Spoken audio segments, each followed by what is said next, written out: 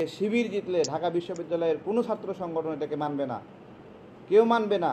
এই নির্বাচন বাতিল হয়ে যাবে, কারণ এটা গ্রহণযোগ্য না। এটা বাংলাদেশের সাথে সাংঘর্ষিক, জাতির সাথে সাংঘর্ষিক। নির্বাচনে দাঁড়াতে পারে শখ কইরা, কিন্তু জিতলে কেউ মানবে না।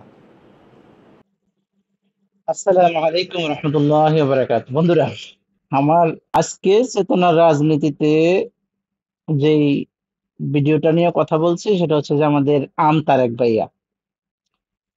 আপনারা একটা শর্ট ক্লিপ দেখলেন, তারেক ভাইয়া কি বলছে, ঠিক আছে? চলেন এবার এই তারেক ভাইয়ার এই পুরো ক্লিপটাই দেখা যাক যে তারেক ভাইয়ার যে চেতনা, স্বাধীনতার যে হট চেতনা, সেটা মানে কিভাবে একেবারে কুটকুটকে মানে ভরা ভিতরে, ঠিক আছে?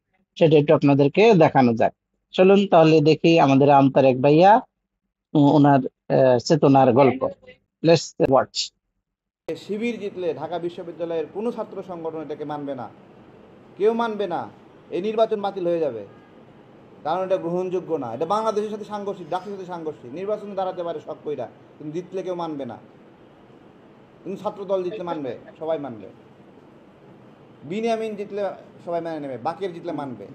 কারণ এরা হলো বাংলাদেশের পক্ষের শক্তি। কত বড় এদের হিম্মত, এরা বলে যে পাকিস্তানি সাদিক কায়েমকে ভোট দাও। তো এগুলো আমাদের স্মরণ রাখতে হবে। আমাদের আমাদের অস্তিত্ব, আমাদের জন্ম, আমাদের স্বাধীনতা, এসব বিষয়ে খেয়াল রাখতে হবে। আবিদকে হারা যাবে না, মায়েতকে হারা যাবে না, মাহিমকে হারা যাবে না। তারা হারলে বাংলাদেশের সার্বভৌমত্বের সংকট সৃষ্টি হবে, ফিতনার সৃষ্টি হবে। যে সকল সহযোদ্ধারা এই যে মোদি বিরোধী আন্দোলনে আমাদের বিনিয়ামিন মোল্লা কতদিন জেলে থাকলো, তার পুরা ঘায়ে ঘা পাঁচরা পড়ছে। আমি আজকে এখানে আসছি শুধুমাত্র আমাদের লড়াইয়ের আমাদের পক্ষের যে তারেক ভাইয়ের ভাইগুলো ব্যাপারে আছে, একটু কথা সেই বলি, ভাইগুলোর প্রতি মায়া ঠিক থাকে, আছে? ছেলেটাকে ভালোবাসা আমার থাকে। পছন্দ ছিল, খুবই সত্যি খুব পছন্দের ছিল এই ছেলেটা। কারণ অত্যন্ত সাহসী। কারণ শেখ হাসিনার সময় সে কিন্তু মানে অনেক সাহস দেখিয়েছে। এবং আহ, শেখ হাসিনার বিরুদ্ধে সে কিন্তু যথেষ্ট কথাবার্তা, আওয়ামী লীগের বিরুদ্ধে একেবারে জীবনে মানে কোনো পরোয়া না করে কথা বলেছে।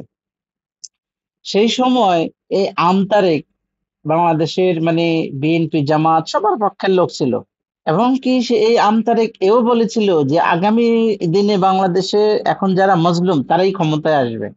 এখন তারেক ভাইয়া, তোমার একটা কথা কিন্তু সত্যি হয়ে গেছে ভাইয়া। এই যে দেখো, ছাত্র শিবিরের উপরে কোনো মাজলুম তো ছিল না, কিন্তু ঢাকা বিশ্ববিদ্যালয়ের যদিও ছোট ক্ষমতা, ক্ষমতায় কিন্তু ছাত্র শিবির এসে গেছে ভাইয়া। তোমার এই ভিডিও আমি রেকর্ড করে রাখছিলাম ভাইয়া। আমি সময়ের অপেক্ষা করতেছিলাম তোমাকে জবাব দেওয়ার জন্য। হয়তো তোমার পর্যন্ত এই ভিডিও নাও যাইতে পারে, কারণ আমি অত পপুলার কোনো অ্যাক্টিভিস্ট না, ভিডিও ভাইরালও হয় না। যে কয়জনে দেখে সেই কয়জন তো মজা নিতে পারবে। এই তারেক ভাইয়া, তাদের রাজনৈতিক পার্টির নাম আম জনতা পার্টি, সেটাও কিন্তু পিনাকি দাদার পরামর্শে সে কিন্তু রেখেছিল। এবং পিনাকি দাদা, ইলিয়াস, তারা কিন্তু তারেকের খুবই প্রিয় ছিল। এই তারেকের একটা ক্লিপ আছে, সেই ক্লিপে দেখবেন যে সে বলতেছে যে অন্য কেউ ধরলে 1 ঘা আর পিনাকি ধরলে 10 ঘা। ঠিক এইরকম টাইপের কিছু মানে পিনাকির প্রশংসায় আমাদের তারেক ভাইয়া কিন্তু একসময় একেবারে পঞ্চমুখ ছিল। তো জুলাই বিপ্লবের পরে আমার তারেক ভাইয়ার কি হয়ে গেছে আমি সেটা বুঝতে পারতেছি না। তারেক ভাইয়ার মানে কোথা থেকে কি ধরনের পেমেন্ট আসছে কিনা সেটাও একটা সন্দেহজনক। সরাসরি তো আর বলতে পারতেছি না ভাই, নিজের ইমানের উপর এফেক্ট আসবে, কিন্তু সন্দেহ করতেছি। কারণ যে তারেক ভাইয়া জামাত শিবিরের ব্যাপারে পঞ্চমুখ ছিল, যে তারেক ভাইয়া বাংলাদেশের অন্যান্য রাজনৈতিক দলের প্রতি পঞ্চমুখ ছিল, এবং আহ মানে শেখ হাসিনার প্রতি তার তীব্র ক্ষোভ ছিল, কখনো চেতনা বিক্রি করতো না, ঠিক আছে? তারেক ভাইয়াকে চেতনা বিক্রি করতে দেখি না, ইউটিউবে আমি নিয়মিত তাকে ফলো করতাম। তো সেই তারেক ভাইয়া আজ হঠাৎ করে এত চেতনাধারী হয়ে গেল, এত চেতনা বিক্রি করে, এখন তো তার মুখে শুধু চেতনার রাজনীতি আমরা শুনি। তো আপনারা ক্লিপটা দেখলেন, সেই ক্লিপে যে আমাদের তারেক ভাইয়া কি সুন্দর করে বলেছে যে বাংলাদেশের শিবির যদি শিবির শখ করে নির্বাচনে দাঁড়াতে পারে, কিন্তু জিতলে কেউ গ্রহণ করবে না।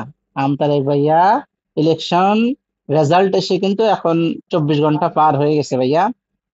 বাংলাদেশে কারা এখন ছাত্র শিবিরের বিরুদ্ধে মাঠে নামছে যে আমরা শিবিরকে মেনে নেব না বলে? তুমিই তো বলেছিলে ভাইয়া, যারা নির্যাতিত, যারা মাজলুম তারাই আগামী দিনের ক্ষমতায় আসবে। তাহলে তোমার কথা অনুযায়ী তো এটা হইতে পারে না যে এখন শিবিরের বিরুদ্ধে গিয়ে সবাই দাঁড়াবে, এটা তো হয় না ভাইয়া। তুমি তো এইভাবে মানে একেবারে আহ জামাত শিবিরের এইভাবে তুমি সরাসরি বিরুদ্ধচারণ করতে পারো না। তোমার সাথে ব্যক্তিগত দ্বন্দ্ব হয়েছে ইলিয়াস পিনাকির সাথে। ইলিয়াস পিনাকি কিন্তু জামাতে ইসলামকে রিপ্রেজেন্ট করে না। আমি আলাউদ্দিন জামাতে ইসলামকে রিপ্রেজেন্ট করি না। ঠিক আছে, একটা আদর্শের প্রতি আমাদের সমর্থন থাকতে পারে, ঠিক আছে, কিন্তু আমার তোমার সাথে ব্যক্তিগত দ্বন্দ্ব অথবা ইলিয়াস পিনাকের সাথে ব্যক্তিগত দ্বন্দ্বের কারণে তো তুমি সরাসরি জামাত শিবিরকে তোমার চক্ষুশূল বানাতে পারো না। জামাত শিবিরের এইভাবে বিরুদ্ধচারণ তো তুমি করতে পারো না ভাইয়া।